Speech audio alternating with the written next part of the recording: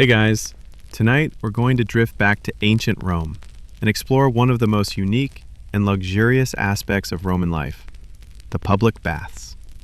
Picture it, towering bathhouses filled with warm steam, the clink of coins as people pay for their entry, and the soft murmur of conversations as the Romans gather to relax, chat, and do everything from politics to gossip. So before you get really comfortable and fall asleep, take a moment to like the video and subscribe, but only if you really like what I do here. And hey, comment and let me know where you're watching from and what time is it where you are. I find it super interesting to see who's joining you from all over the world. Now, do the lights, maybe turn on the fan for that gentle hum, and let's go on tonight's journey together.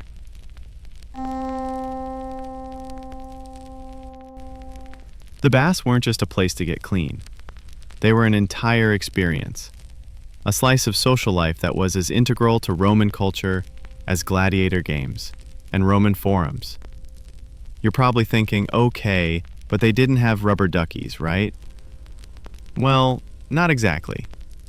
But what they did have was a level of innovation and communal bathing that, let's be honest, we've only recently started to catch up to with modern spas. Imagine living in a world where your daily ritual of washing yourself could involve marble walls, heating systems that would make your bathroom jealous, and a fully stocked bar. Okay, not really, but you get the idea. The Roman spa experience. In ancient Rome, the public bath was more than just a place to wash away the day's dirt. It was a full-body experience, kind of like the Roman version of going to a luxury resort, but with more steam and a lot less sunscreen. Baths were part of daily life for nearly everyone, from the emperor to the average citizen. The idea was simple. Cleanliness was not only a personal hygiene matter, but also a sign of civility, even virtue. The Romans took their cleanliness very seriously, so much so that the thermae, public baths, became as important as any social institution. But before we get into the nitty-gritty of how the Romans relaxed in their baths, let's set the scene. The bathhouses themselves were massive. Picture this, a grand building, often decorated with marble columns, intricate mosaics, and expansive courtyards. They could accommodate hundreds of bathers at a time, with the largest baths, like the baths of Caracalla, being able to hold up to 1,600 people in one go. The sheer scale of these bathhouses was an engineering feat, an example of Roman architecture at its finest, built to provide both comfort and social connection. You probably won't survive this, but I'd suggest imagining yourself walking into one of these grand bathhouses. The hot air hits you first, and the sounds of people chatting echo across the marble walls. There's a gentle splash of water as bathers step into the massive pools. You're here not just for a bath, but for the experience. A few hours spent socializing, relaxing, and of course, really cleaning yourself. Historians still argue whether the Romans truly understood the full medical benefits of their baths, or whether they just enjoyed lounging in the steam as a break from the stresses of Roman life. Either way, baths were deeply embedded in Roman culture. More than just a chance to clean yourself, they were a place to relax, unwind, and engage with others. Now that we've got the picture of what Roman baths looked like, let's dive deeper into their most important feature, the social side. Roman baths weren't just a private affair, no. They were more like giant communal centers, and they played a huge role in social life. Bathing in ancient Rome was all about mingling, meeting friends, and exchanging gossip, business deals, and sometimes even the latest juicy scandal. In fact, they were the go-to spots for Roman citizens to catch up on everything from politics to romance. It was kind of like the ancient version of a modern-day coffee shop, but with water, steam, and a touch more skin. You might be surprised to hear this, but the baths were actually a pretty egalitarian space. Sure, the emperor and the wealthy elite could visit their private baths, but the thermae were open to nearly everyone. That's right. Bathhouses were designed to accommodate all classes, from the poorest to the richest. For a small fee, or sometimes even for free depending on the bathhouse, anyone could take a dip. This gave the bathhouse an essential role in Roman society. They were the one place where the divisions between classes could be, at least temporarily, washed away. Imagine, you could bump into a senator while chatting with a humble baker. Nobody was above a good soak. It's easy to picture the grand spaces filled with people sitting, chatting, and exchanging the latest gossip. Maybe you're sitting in the warm tepidarium, or you've just splashed into the caldarium, and someone's leaning over to tell you about the newest political upheaval or the latest love affair in the emperor's court. Of course, these exchanges weren't always strictly political. Baths also provided the perfect environment for a little flirtation, or even business networking. Some of the most important deals in Roman history could have been struck right there, by the side of a steaming pool. Can you imagine that? Hey, I'll give you a few acres of land, you just have to make sure my cousin gets a government position deal. Historians still argue whether the mixing of social classes in the bathhouses led to any significant changes in Roman society. Some say it was a mechanism for spreading political ideas, while others think it just allowed for social interaction that was mostly superficial. Regardless, the public baths were places where the everyday Roman could feel a sense of community, and even a little bit of connection with the elites. So, what were people talking about in these huge communal bathhouses? Well, the usual topics of the day. Politics, of course, but also, there were always the ongoing scandals that seemed to pepper every corner of Roman society. A little whisper here, a juicy tidbit there. We know that Roman baths were often the birthplace of rumors, whether about the latest gladiatorial match, a senator's affair, or whispers about a new emperor. In fact, the bathhouses could be seen as the Twitter of their time, a place where news spread fast and everyone had an opinion. Can you imagine sitting in the hot water, getting all steamed up, not just because of the heat, but because of the latest gossip? Of course, it wasn't all political chatter and gossip. For many, a visit to the bathhouse was an opportunity to relax, unwind, and chat about more personal things. It's kind of like the way we go to the spa today to catch up with friends, relax after a long week, or just take a moment to yourself. Except, well, your moment to yourself in ancient Rome probably involved a crowd of people sharing the same idea. Now that you're settled into the social whirl of the Roman baths, let's take a step back and talk about the actual bathing rituals. Picture it. You're entering the grand bathhouse, the sounds of the bustling crowd echoing in your ears, the smell of warm steam filling the air. But Roman bathing was no casual dip in the pool. Oh no, it was a carefully crafted ritual. The process of bathing was so involved that it was almost like a full-body workout with relaxation built in. Your first stop would be the apoditarium, the changing room. Here, you'd strip off your clothes, probably chuck them onto a shelf, and then head to the next part of your bath. The Romans were all about order, and this changing room was the first step in preparing for the rest of the ritual. You might leave your clothes in the hands of a slave or a bath attendant who would keep an eye on them while you went about your business. In these grand bathhouses, there was often a very distinct hierarchy of attendants, ranging from the bathmasters overseeing the whole operation to the lesser attendants who looked after your clothes and helped you along the way. You'd leave your things behind and step into the next stage. Next, you'd move into the tepidarium, or the warm room, where the heat starts to kick in. It wasn't scalding yet, just the right amount of heat to loosen up those muscles and get your blood circulating. The idea was to gently ease your body into the more intense stages of bathing. It's here you'd probably take a seat on a marble bench or settle into a warm pool of water. There might be soft conversations happening around you, and if you're lucky, you could even overhear a political discussion or two about the latest Senate drama. Number 2. Historians still argue whether the tepidarium was the most important room in the whole bathhouse. Some believe it was a critical part of the cleansing process, preparing the body for the hotter, more intense baths. Others argue that it was really just a place to relax and unwind before diving into the steam. Regardless, it was a key part of the experience, giving bathers a chance to rest and adjust before things got a little more intense. As you settle into the tepidarium, you might hear the sounds of slaves bringing hot water from the caldarium, the hottest room of all. The heat in this room was fierce, nothing compared to the cozy warmth of the tepidarium. The caldarium was where things really got serious. The Romans understood that heat could have beneficial effects on the body, especially when paired with massage, scrubbing, and exfoliation. Bathers would often have slaves or other attendants helping them scrub off the sweat and grime of daily life. You'd probably get a good rub down, followed by a soak in the hot water, which would open up your pores and get you feeling completely relaxed and, dare I say, pampered. After all that heat, You'd be feeling like a million denarii, totally relaxed, muscles loose, and your skin feeling smoother than a marble statue.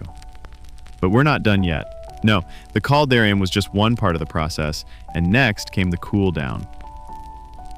But before we dive into that next stage, let's pause for a moment to acknowledge the real genius of the Roman baths, the engineering behind it all. But we'll get into that next time. Now, after a good long soak in the caldarium, the really hot room, it's time to cool off because, let's face it, no one's going to sit in a steaming hot tub all day and not want a refreshing change of pace.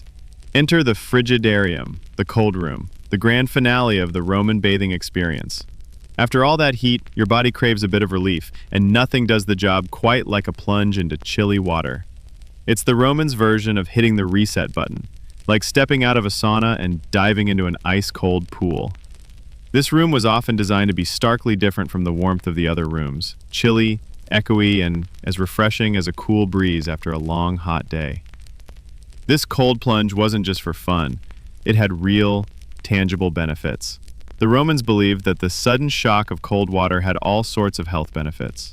It could stimulate circulation, tighten the skin, and revitalize you in ways you probably didn't think water could. In fact, they often combined their cold plunges with vigorous body scrubbing or massage, so you'd feel as though you were practically glowing by the end of your session. Plus, the coolness of the frigidarium was also a great way to close the pores that had opened up during the heat of the caldarium. Now, imagine the feeling of that cold water rushing over you after the heavy heat of the caldarium. The contrast is intense, but also incredibly invigorating. You'd feel completely refreshed, like you'd just taken a long nap in the middle of the day, only to wake up feeling as though you'd been revitalized. Historians still argue about whether this cooling off was really a crucial health element, or whether it was just something the Romans did because they could. Either way, it was an important part of the process, and without it, the entire bathing experience would have been missing that satisfying finish. But the frigidarium wasn't the end of your bathing experience either. You might have stayed there for a few minutes, allowing the cold to completely refresh you. Or perhaps you'd do what many Romans did and go back through the cycle, hitting each room in turn. It was all about getting that perfect balance of heat and cold, relaxation and rejuvenation. And as you'll soon see, this wasn't just about the bath itself. It was a whole experience, and it took some serious engineering to make it work. Speaking of which, let's dive into just how these massive bathhouses were actually built. Roman bathhouses were some of the most impressive feats of engineering in the ancient world, and the structures themselves were often larger than life. The Romans didn't just throw together some walls and pools. Oh no, they designed entire systems of aqueducts, underground heating systems, and plumbing that would make modern engineers' heads spin. And this wasn't just any heating system. Roman engineers created hypocausts, a system that allowed heat to circulate beneath the floors, warming the entire room above. Think of it as the ancient version of underfloor heating, and it was a total game changer when it came to making these baths luxurious and comfortable. The process was simple but brilliant. Hot air would be channeled into rooms through these hypocausts, which would warm up the floors and walls. This meant that while you were soaking in the caldarium, you could actually feel the heat radiating from beneath you. A far cry from the cold tile floors of modern spas. The engineering behind this system was so sophisticated that it was used in everything from public baths to private villas, proving that the Romans really knew how to create a relaxing atmosphere. Historians still argue over just how advanced Roman engineering was. While the hypocaust system was one of the most celebrated innovations, there are debates about how widespread its use actually was. Some believe that it was reserved only for the wealthiest bathhouses, while others argue that even smaller public baths had some form of this heating technology. Regardless, these bathhouses were incredible pieces of architecture that reflected the Romans' obsession with comfort, cleanliness, and the finer things in life. And it wasn't just the floors. These baths had systems to deliver hot and cold water at precise temperatures. The Romans had developed aqueducts that could bring water from miles away, and they built impressive reservoirs to store it. Water was channeled directly into the bathhouses, allowing bathers to enjoy a constant supply of fresh water, no running out mid-soak. For the Romans, nothing was more important than getting that perfect temperature. So, the next time you step into a spa, remember, the Romans might have had something even better. Their baths were a masterclass in engineering and luxury, making them the gold standard of relaxation for centuries. Now that we've explored the engineering marvels behind the Roman bathhouses, let's get into a more intimate part of the bathing experience, the people who used these baths. The reality of public baths in ancient Rome was far from what we might picture today. The baths weren't just a place for hygiene, they were the beating heart of Roman society. They attracted all kinds of people, from senators to slaves, each with their own reasons for showing up.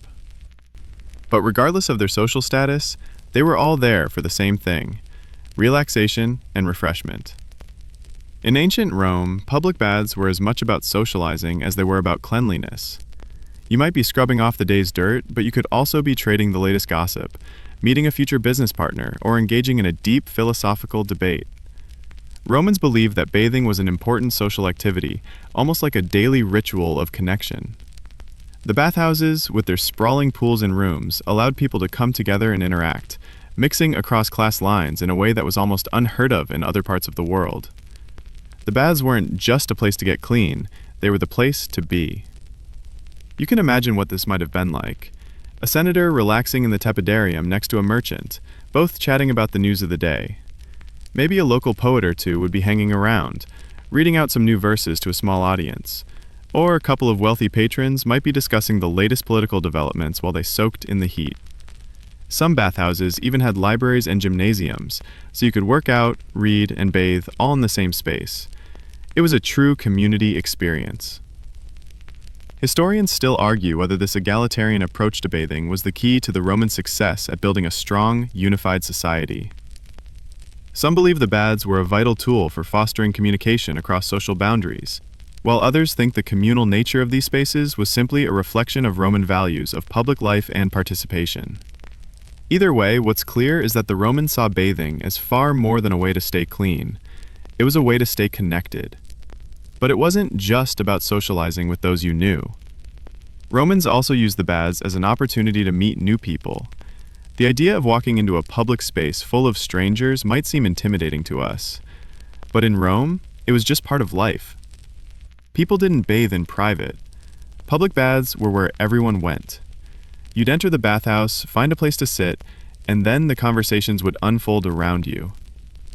Maybe someone would strike up a casual chat about the water temperature or the latest gladiator match, and before you knew it, you'd be sharing a meal or discussing political alliances. For the Romans, the bathhouse was one of the few places where you could meet people from all walks of life.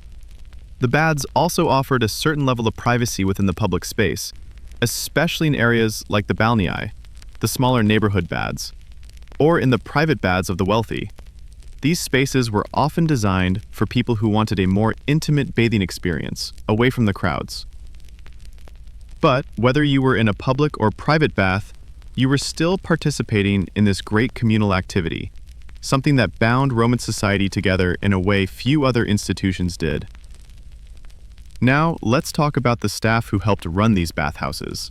These weren't your average spa workers.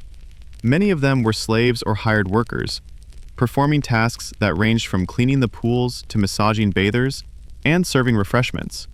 Some attendants were highly skilled in giving massages, which could be quite elaborate. Think of it as an ancient version of the spa treatment we know today. The Romans also had workers dedicated to making sure the water was always at the right temperature, constantly adjusting the flow and heat to maintain the perfect bathing conditions. It was a massive operation, and without the workers who ran these bathhouses, the whole system would have come crashing down. The social dynamics of the bathhouses were also a bit different from what we're used to. Bathers would often go through the stages of bathing in the company of others, talking or relaxing in the different rooms. In the caldarium, where the heat was the most intense, it wasn't uncommon for bathers to chat and even play games to pass the time. The act of bathing itself was a social ritual. You were never truly alone in the baths. Even if you wanted to relax in peace, someone would eventually strike up a conversation. It was all part of the charm of Roman public baths, their ability to weave together relaxation, socialization, and refreshment in one seamless experience. Historians still argue whether the Roman baths were just a reflection of the importance of social life in Roman culture, or if they had a deeper significance tied to Roman ideas about health and well-being. But one thing is certain: Roman baths were a powerful social and cultural force, playing a key role in the daily lives of people throughout the empire. From the grand imperial baths to the smaller neighborhood baths, the experience of bathing was not just about cleanliness. It was about connecting with the people around you. As we continue to delve deeper into the Roman bathing experience, let's talk about one of the coolest aspects of their public bathhouses: the laconicum. You probably won't see a laconicum in your typical spot today, but this Roman invention was essentially the ancient equivalent of a sauna. Imagine stepping into a room filled with intense heat, with walls that seem to radiate warmth from every corner. The laconicum was designed specifically for dry heat, unlike the other rooms in the bathhouse, where water played a major role. This dry heat room served a very different purpose, one that focused on detoxifying the body through sweating. Roman bathers would enter the laconicum to sweat out the toxins and impurities in their skin. The heat would open their pores, and it was believed that this intense heat had not only physical benefits, but also mental ones. In many ways, the laconicum was the ultimate form of relaxation, a place where you could sit in silence, let the heat do its work, and just lose yourself in the heat. Historians still argue about how widely the laconicum was used in Roman society. Some believe it was a more exclusive feature of the larger bathhouses, while others think it was a standard part of almost every Roman bathhouse, regardless of size. Regardless of its widespread use, there's no doubt that the Romans understood the benefits of sweat and heat in maintaining a healthy body. And this wasn't just about getting rid of dirt. It was about purging the body of impurities, promoting circulation, and helping with overall well-being. The laconicum may have been uncomfortable for some bathers, but the benefits of sweating it out were well worth the discomfort. If you've ever experienced a sauna, you can probably imagine what the laconicum felt like. It was dry, hot, and intense. A perfect contrast to the more relaxing tepidarium or the refreshing frigidarium. It wasn't just a part of the bathhouse experience. It was a crucial part of the Romans' health regimen. Much like how modern wellness centers and spas promote sweating as a detoxification method, the Romans believed that the laconicum could help cleanse the body, relieve aches, and promote overall vitality. Now let's talk about the laconicum's role in Roman social life. While some may have gone into the hot room alone to sweat it out, the laconicum wasn't just a place for solitary indulgence. It was also a place to connect with others. Bathers often use this time to bond, share stories, and engage in quiet conversation, making it a space where the social interaction didn't necessarily need to be loud and boisterous. It was one of the few parts of the Roman baths where silence was actually valued, where the act of relaxation and rejuvenation. Some bathhouses even had attendants who specialized in the laconicum, ensuring that the room stayed at the perfect temperature for optimal sweating. And if you wanted to increase the heat, all you had to do was grab a hot stone or two and place them near the coals. The Romans loved their control over their bathing experience. Everything from the temperature of the water to the intensity of the heat could be adjusted to suit individual preferences. Historians still argue about whether or not the Romans really knew the full range of benefits that sweating in a hot room could have on the body. Some believe that the laconicum was used primarily for relaxation, while others think it was more of a therapeutic ritual, a way to cleanse the body of impurities. Regardless, it was an integral part of the Roman bathing experience, a place where people could come to relax, detox, and bond over shared sweat. What's fascinating about the Laconicum is how similar it is to some of the spa practices we use today. Modern saunas, steam rooms, and hot yoga classes are all rooted in the same idea: using heat to cleanse the body, promote relaxation, and rejuvenate the spirit. In a way, the Laconicum was a precursor to these modern-day wellness practices, a place where the ancient Romans discovered the therapeutic power of heat. As we leave the Laconicum, let's think about how the Romans' understanding of health and wellness was ahead of its time. From their sophisticated heating systems to their use of steam and heat to rejuvenate the body, they had a deep appreciation for the importance of taking care of both the body and the mind. The Roman baths were more than just places to wash. They were sanctuaries of health, relaxation, and community. As we continue our journey through the Roman baths, let's focus on one of the most essential and relaxing parts of the entire experience: the tepidarium. If the caldarium was all about heat, and the frigidarium was the place for cooling off, the tepidarium was that sweet spot in between. It was the warm room, designed to help you gradually transition between the extremes of hot and cold. Think of it like the prelude to a perfectly executed symphony, the part that gently prepares you for the main event. The tepidarium wasn't just a simple warm room. It was specifically designed to be the most comfortable space in the bathhouse.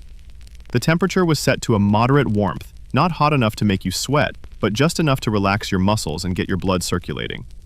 It was a place for bathers to take a moment, let their bodies adjust to the bathhouse environment, and ease into the next steps of their experience. The warmth of the tepidarium was also the perfect setting for conversation. The relaxed temperature made it an ideal space for people to catch up, chat about the latest news, or engage in the ever-popular gossip that seemed to flow freely in Roman society. Historians still argue about the role of the tepidarium. Was it just a relaxing interlude between hot and cold? Or did it serve deeper health purposes? Some scholars believe that the moderate warmth of the tepidarium helped to stimulate circulation, aiding in the body's overall cleansing process. Others suggest it was primarily a social space, a place to unwind before moving on to the more intense heat of the caldarium.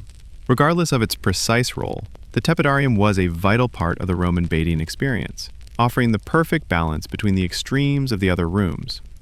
Now, imagine yourself walking into the tepidarium after spending time in the hot caldarium.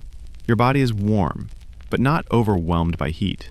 You settle into a warm pool, feeling the tension in your muscles start to melt away. The room itself is filled with soft, golden light filtering through the high windows, creating an almost magical atmosphere.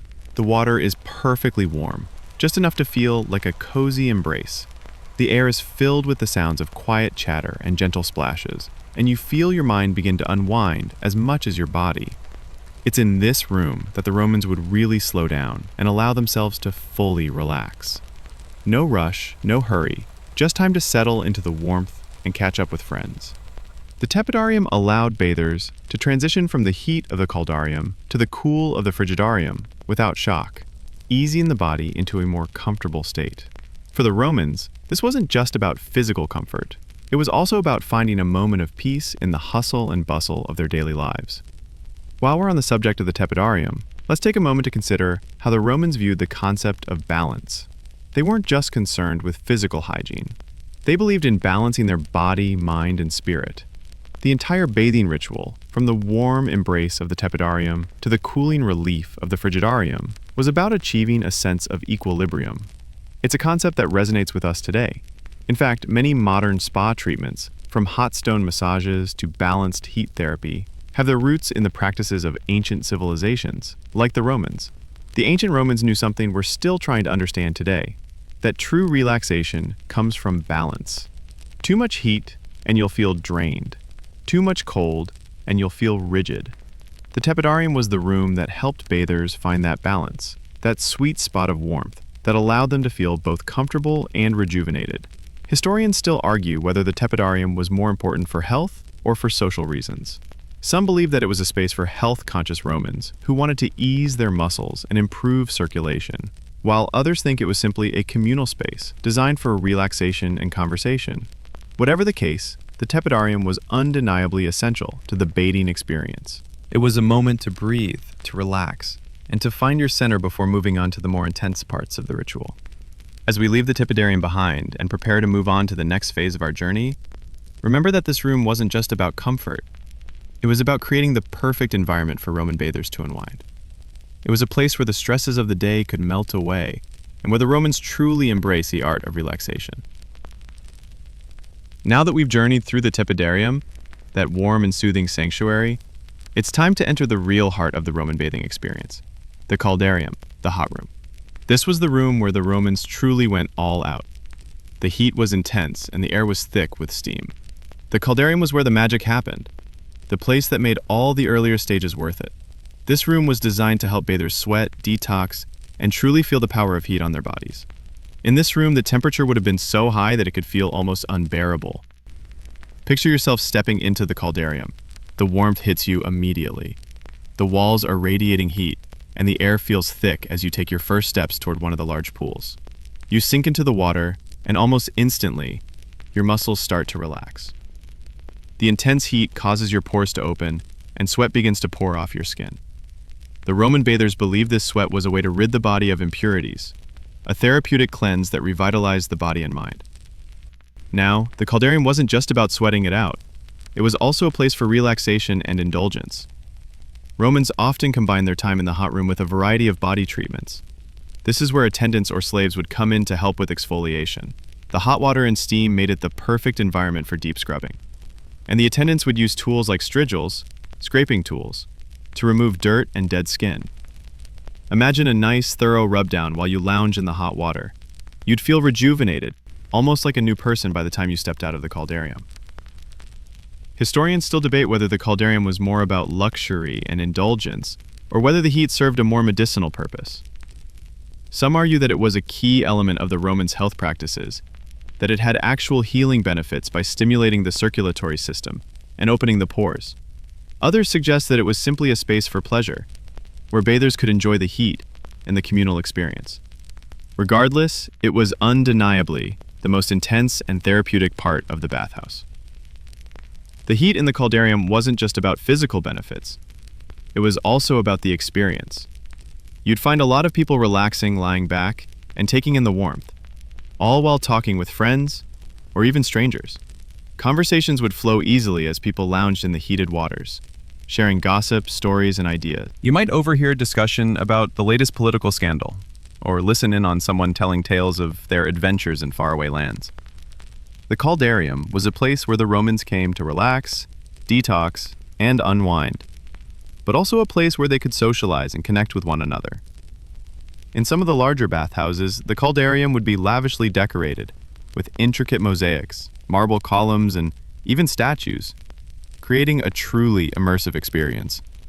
The idea was to make the hot room not just a place of physical treatment, but also a place of beauty and relaxation. Imagine stepping into a room that felt like a temple, dedicated to relaxation, with the steamy air wrapping around you like a warm hug. As you spend time in the caldarium, you can't help but appreciate the sophistication of Roman bathhouse design. The Romans didn't just focus on comfort. They made sure every room had its own unique function, and that each stage of the bath was as therapeutic and relaxing as possible. The caldarium was the culmination of the entire bathing experience, the room that allowed you to truly let go and detox, both physically and mentally. Historians still argue over whether the Romans fully understood the science behind their bathing practices. Did they know that heat helped increase blood flow, improve skin health, and stimulate the body's natural detox systems? Some think they did. Others believe it was more about tradition and belief than actual medical understanding. But one thing is certain: the caldarium was a space that combined luxury, social interaction, and health benefits all in one, making it a central part of the Roman bathing ritual. As we leave the caldarium behind and move on to the next step, keep in mind that this room wasn't just about getting clean. It was a place to renew, refresh, and find a sense of balance in the heat. It was the hot room where the Romans truly felt the power of their baths. Having basked in the steamy heat of the caldarium, it's time to talk about the grand finale of the Roman bath experience, the frigidarium. This cold plunge was the ultimate conclusion to the entire bathing ritual, and it was an essential part of the process, providing a refreshing jolt after the intense heat of the caldarium. After all, What better way to feel completely rejuvenated than by submerging yourself in icy cold water? It was the Romans' version of hitting the reset button for both body and mind. Picture this. You've just spent a long time in the caldarium, feeling the heat seep deep into your muscles, sweating out toxins, and completely relaxing. Now, you step into the frigidarium, where the temperature is dramatically cooler, almost shocking after the heat of the previous room. The sudden change in temperature was designed to close your pores, tighten your skin, and rejuvenate your entire body. For the Romans, it wasn't just a matter of cooling off.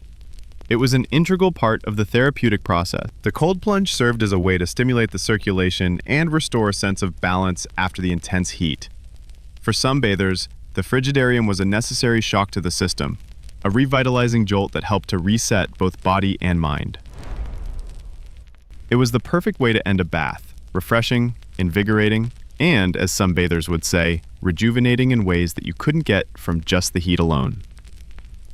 You might imagine stepping into the cold water, feeling your body tighten up from the sudden chill, and then slowly starting to feel your energy levels rise again. The cold water would have felt especially invigorating after the prolonged exposure to warmth, and it gave bathers a moment to wake up, refresh, and leave the bathhouse feeling completely renewed. The frigidarium wasn't just about the cold. It was also about the atmosphere. In larger bathhouses, the frigidarium would often be one of the most striking rooms in the entire complex. It would have been filled with sparkling cold water, often beautifully tiled with mosaics that shimmered in the light.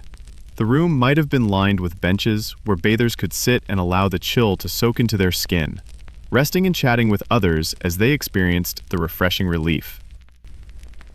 Historians still argue about whether the cold plunge was simply for refreshment or whether it had deeper medicinal benefits. Some believe that the frigidarium was a key part of the Romans' health practices, helping to invigorate the body and improve circulation, while others think it was more symbolic, a way to complete the bathing process by giving bathers a moment to feel fully awake and refreshed. Regardless of the exact purpose, what's clear is that the frigidarium was an essential element of the Roman bathing ritual. It was the last step in the process, the one that helped bathers leave the bathhouse feeling as though they had been completely restored.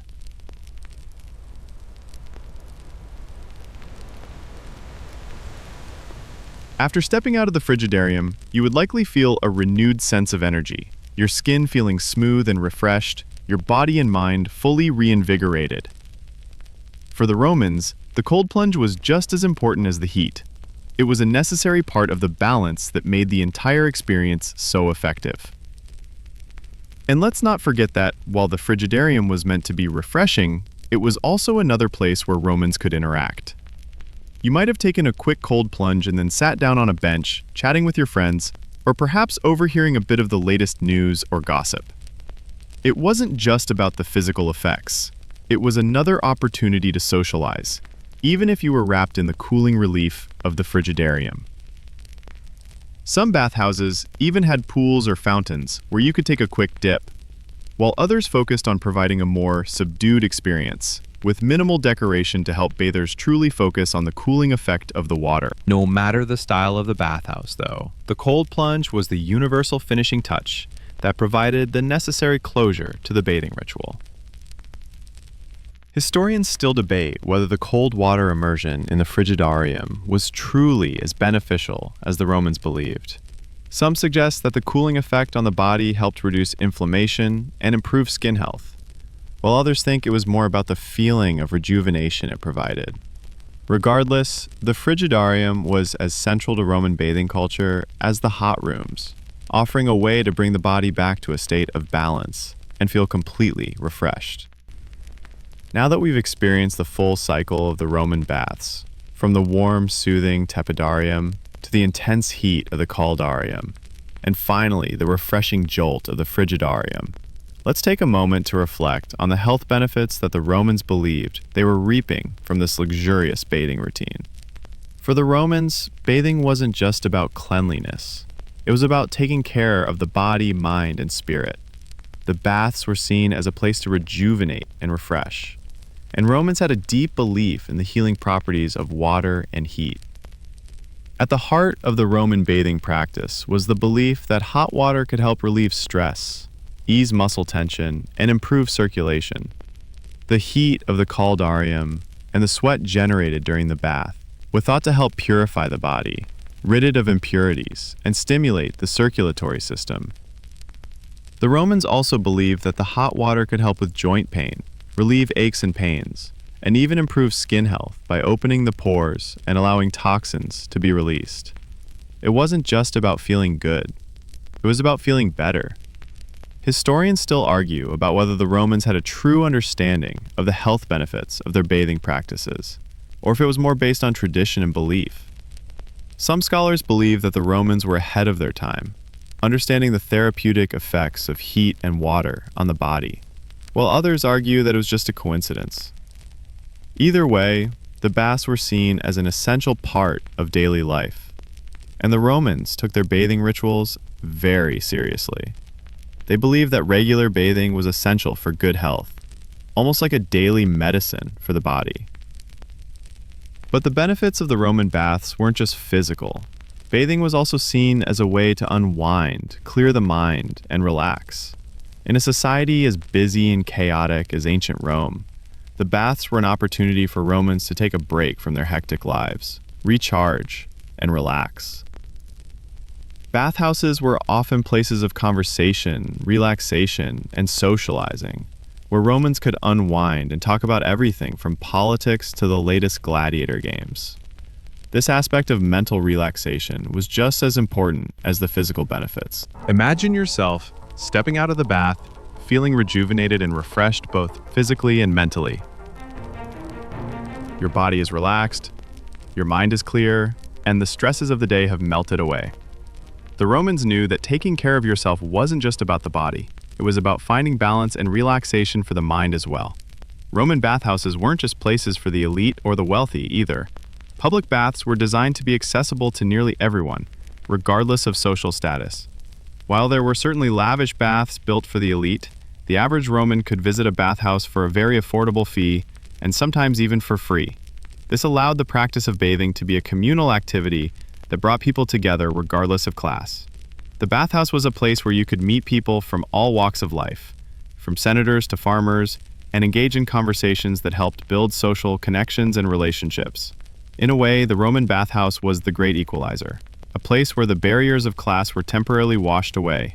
Historians still argue about the social significance of the baths. Was it just a place to clean up, or was it a social institution that helped the Romans build a cohesive society? Some believe that the communal nature of the baths helped to foster a sense of shared identity among the Romans, while others think it was simply a place for people to relax and socialize. Regardless of the exact purpose, the bathhouse played a crucial role in Roman society, not only for its health benefits, but also as a space for communication and connection. In fact, many of the aspects of the Roman bathhouse were ahead of their time. The engineering behind the baths was incredibly sophisticated, with innovations like the Hippocos system, which allowed for underfloor heating, and the aqueducts that brought water from miles away. The Romans' attention to detail and creating a comfortable, luxurious bathing experience was unparalleled. Today, we can still see echoes of Roman bathing culture in modern spas and wellness centers, where the focus is on relaxation, rejuvenation, and social connection. Having fully immersed ourselves in the health and social benefits of Roman baths, let's take a look at how they were accessed and used by all classes in Roman society. Public baths weren't just reserved for the elite. They were accessible to nearly everyone, and this inclusivity was a defining feature of Roman bathing culture.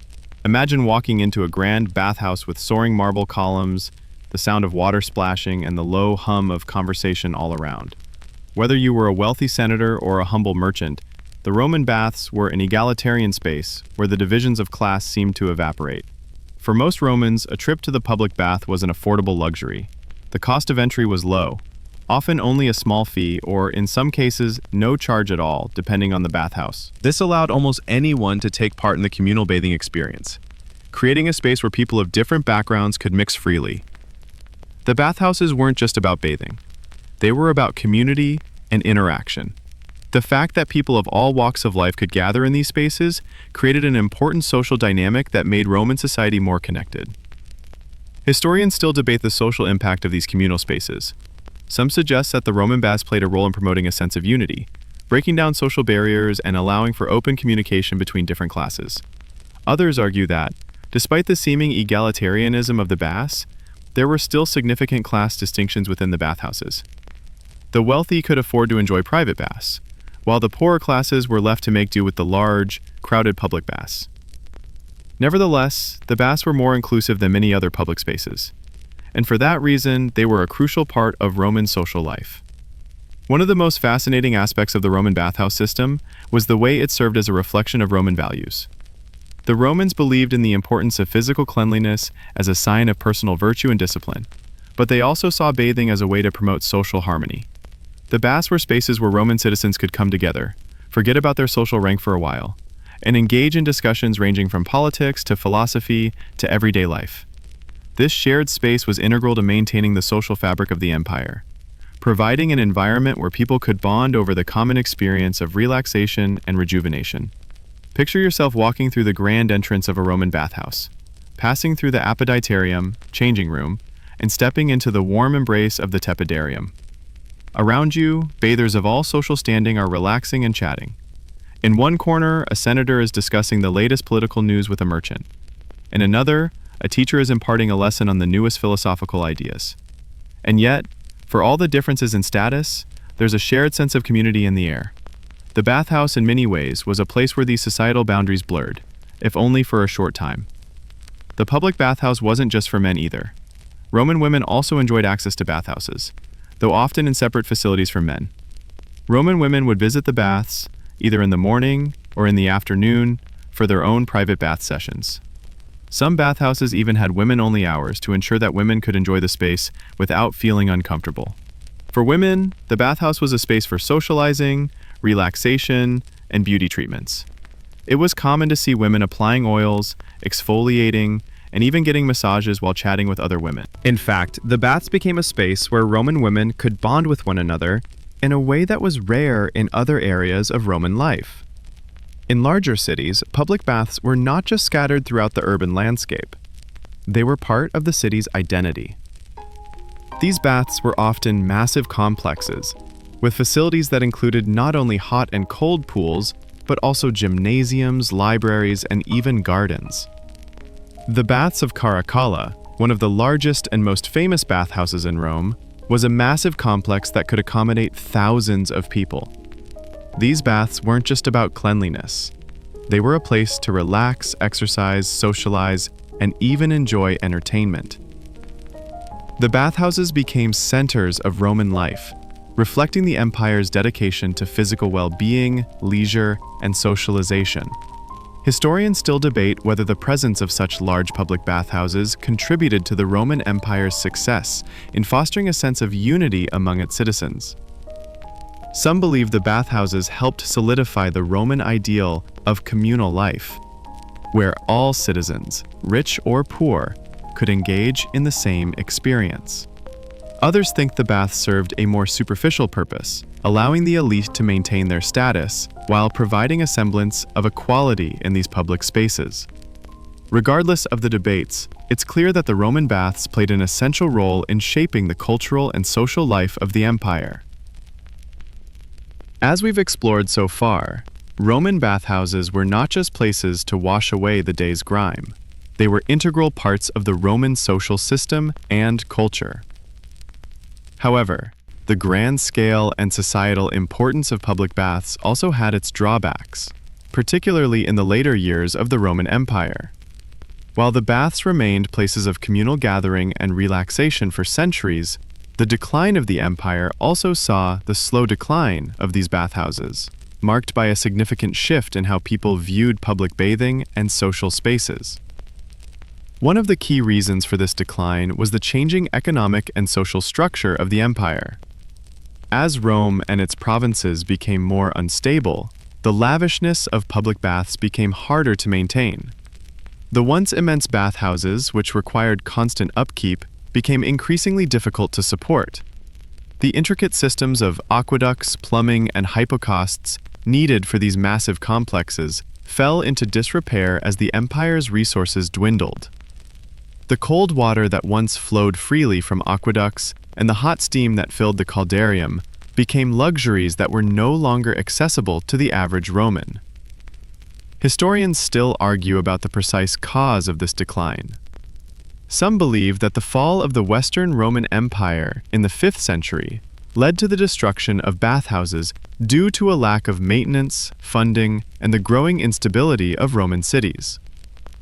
Others suggest that the rise of Christianity played a role in the disfavoring of public baths. Early Christian leaders often criticized the baths, seeing them as places not just of physical cleansing, but also of indulgence, vice, and even immorality, since they were also places for socializing and engaging in behaviors that the church frowned upon, such as gluttony and promiscuity. By the 4th and 5th centuries, many of the grand public baths were abandoned, repurposed, or outright demolished. As the empire continued to fragment and shift, the once thriving bathhouses became increasingly rare. What was once a grand and communal space of social engagement was now something relegated to the past. The few remaining bathhouses were either reduced to small, humble facilities or faded away entirely, marking the end of an era of Roman luxury. Interestingly, though, the decline of Roman bathhouses didn't signal the complete disappearance of communal bathing. As the Roman Empire crumbled, many of the traditions surrounding bathing were adopted and adapted by other cultures. The Byzantines, who carried on much of the Roman legacy, continued to use the idea of communal baths in their empire. Turkish hammams, for example, are a direct descendant of Roman bathhouses, preserving many of the architectural and social elements that made Roman baths so iconic. The Ottoman Empire's dedication to the hammam culture in the Middle Ages can still be seen today in many parts of the Middle East. Even as the Roman Empire fell, the spirit of the public bath, of people coming together to relax, socialize, and take care of their bodies, was far from gone. As we look at modern spa culture, wellness centers, and even public pools, it's clear that the Romans left a lasting imprint on how we view communal spaces for relaxation and health.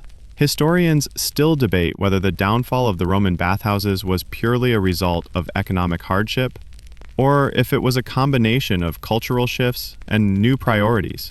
Some scholars argue that the decline of the baths marked the end of an era of indulgence and luxury in the West, while others think that the loss of public baths was simply a result of practical circumstances. The infrastructure was no longer sustainable in the changing world of the late empire. But regardless of the reasons, what we do know is that the Roman baths were a symbol of Roman success and luxury, and their decline was a key moment in the broader story of the fall of the Roman Empire. Before the fall, Roman bathhouses were not just about cleanliness or relaxation.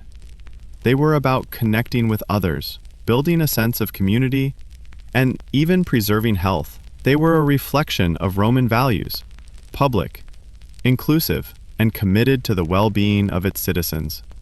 The baths offered a glimpse into what life could be like when public spaces were accessible, not just for the elite, but for everyone.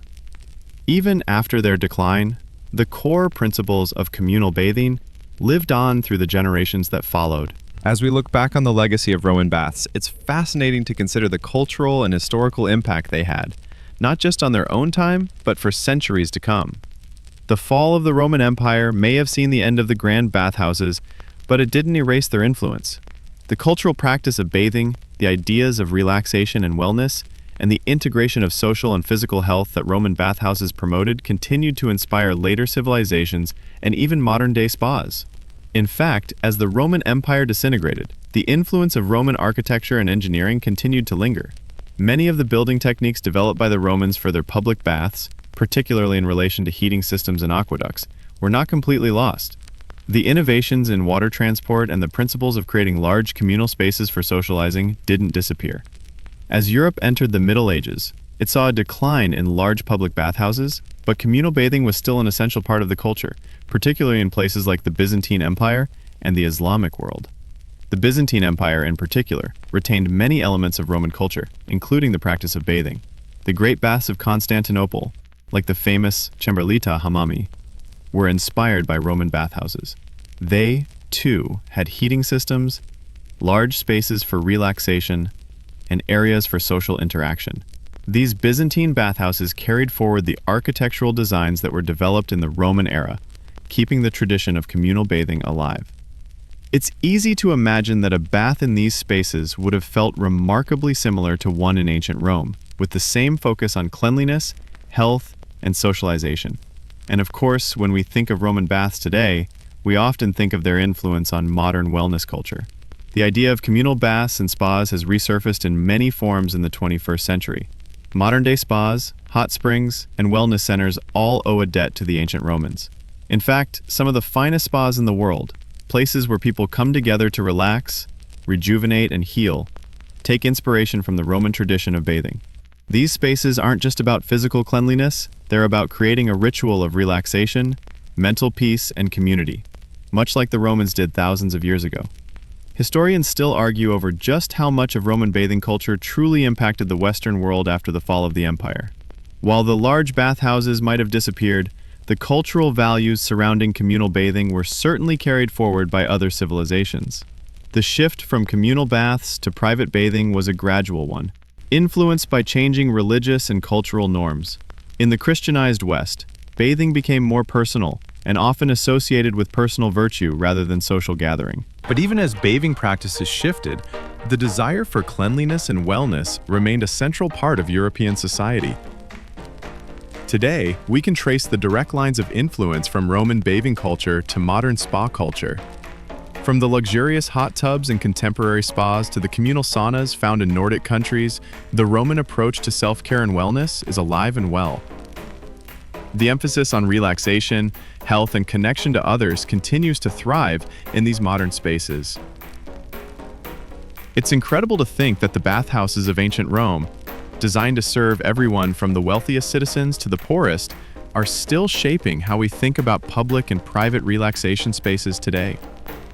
The Roman baths were about more than just cleanliness. They were about an ideal of wellness that balanced body and mind, relaxation and socialization. They were a reflection of the Romans' belief in the importance of community, the value of physical health, and the necessity of taking care of oneself. Today, we may not live in the empire that built these magnificent spaces, but we still live in a world that values their principles. The communal nature of the baths, the emphasis on rejuvenation, and the focus on social spaces for connection are timeless. The next time you step into a modern spa, whether it's a sauna, hot spring, or wellness center, you'll be experiencing a piece of the Roman legacy. The idea that baths were not just places to get clean, but spaces that enriched the body and soul, still resonates with us today. The Romans, in their wisdom, created not just bathhouses, but places of escape, renewal, and community, a true reflection of their values and a legacy that continues to influence how we care for ourselves. As we approach the final stages of our exploration of Roman baths, let's consider the broader cultural significance of these spaces in Roman society. The role of the bathhouse was far more than just a way to stay clean. It was a pivotal social institution that played a central role in the lives of Romans. Bathhouses were places where Romans could relax, socialize, heal, and rejuvenate. But they were also deeply ingrained in the moral and philosophical fabric of Roman society, where the concepts of physical cleanliness, health, and social interaction blended seamlessly. In Roman thought, cleanliness was often associated with virtue. To be clean was to be civilized, to be a part of Roman society that valued order, discipline, and refinement. The bath served as a visual and practical representation of this ideal. Bathing was not just a way to remove dirt, it was a means to purify the soul, and the act of bathing itself became a ritual that mirrored broader cultural ideals. The Romans believed that the process of washing away physical impurities symbolized the cleansing of the mind and spirit as well. This idea was supported by the philosophical teachings of the time. The Stoics, for example, who emphasized virtue and self-control, believed in the importance of maintaining a clean body to complement a disciplined mind. In fact, many Roman philosophers saw bathing as an opportunity for reflection and self-discipline. Bathhouses, with their structured rituals and distinct stages, mirrored the Stoic view of life. Each phase, a transition from heat to cold, from relaxation to refreshment, was about finding balance. creating harmony between the body and the mind. Historians still argue about the connection between Roman bathing practices and their philosophical or religious ideas. Some scholars suggest that the Romans' commitment to public bathing was rooted in the idea of self-improvement, while others believe that bathing was simply a reflection of Roman practicality. Regardless of the deeper philosophical reasons, it's clear that the practice of bathing played a significant role in Roman society, influencing everything from personal hygiene to social practices and even political life. This dedication to health and wellness is also evident in how Roman baths were designed. The luxurious and vast scale of many of these bathhouses reflected the Roman obsession with comfort, relaxation, and the collective experience of well-being. Bathhouses were often adorned with elaborate mosaics, marble columns, and statues, turning them into palaces of wellness, beauty, and social interaction. The opulence of these spaces spoke to the wealth and power of the Roman Empire, but also to the belief that taking care of oneself, both physically and socially, was a key part of a successful life. In the end, Roman baths were about more than just physical cleanliness. They were spaces for communal interaction, relaxation, and personal reflection. Whether you were a slave, a merchant, or a senator, the Roman bath was a place where you could connect with others, take care of your body, and enjoy a sense of well-being. The values of social inclusivity, relaxation, and balance that these baths promoted resonated deeply with the ideals of Roman society. Even though the bathhouses of ancient Rome have long since disappeared, their cultural impact is still felt in modern spa and wellness practices. Today, when we visit a spa or hot spring, we're participating in an activity that has its roots in ancient Roman culture. The experience of soaking in a warm bath, the sound of water flowing around you, the sense of relaxation and rejuvenation, it's all a continuation of the Roman tradition of wellness. From the public baths of Rome to the luxurious spas of today, the idea of bathing as an essential form of relaxation, health, and socializing has endured for centuries, transcending cultures and civilizations. While the grandeur of Roman baths might be lost to history, the spirit of what they represented, a balanced life of health, community, and self-care, remains as relevant today as it was in the empire's height. The next time you visit a modern spa, remember that you're not just indulging in a modern luxury. You're taking part in a tradition that stretches back to the heart of the Roman world.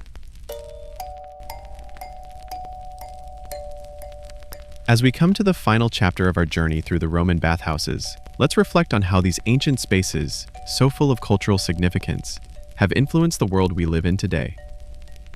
The legacy of Roman baths is so much more than just a part of ancient history. It's a thread that runs through modern wellness culture, reminding us of the timeless desire for relaxation, health, and social connection. Roman baths were more than just places for personal hygiene. They were sanctuaries where people could come together, escape the pressures of daily life, and rejuvenate their bodies and minds. From the warmth of the tepidarium to the intense heat of the caldarium and the refreshing cold plunge of the frigidarium, each step in the Roman bathing process was designed to balance and restore the body.